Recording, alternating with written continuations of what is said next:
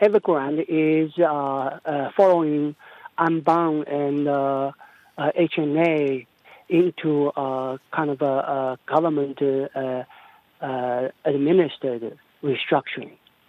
And the process will take a while. So Beijing will inevitably order the banks to throw Evergrande a lifeline, but they will stop short of bailing out Evergrande directly. Is that the way to see this?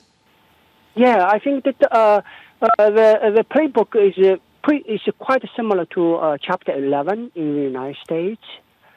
You look at what has happened to Anbang and HNA.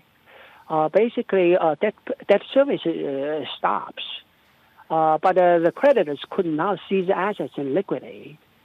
There will be some sort of committee to figure out how to deal with the situation. What assets could be sold? What assets could be restructured to become a viable entity to carry carry on some debt? And so that kind of a process.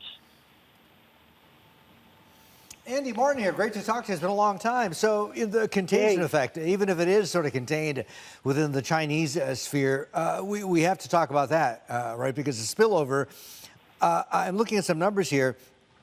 $110 billion worth of Chinese offshore bonds are outstanding, or about 13% of the total, have a structure which involves keep well agreements being honored.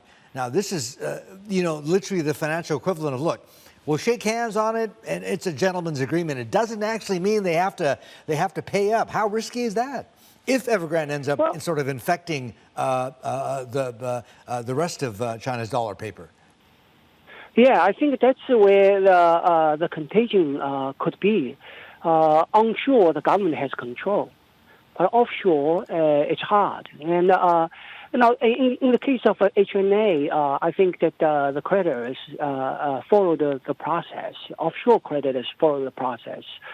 Now here, the problem is that the property sector is being treated as very similarly. A lot of property developers have in debt with offshore debt, bonds also. So the market could kind of decide not to refinance. That means that the contagion will spread to other developers, and they will face a liquidity crisis down the road.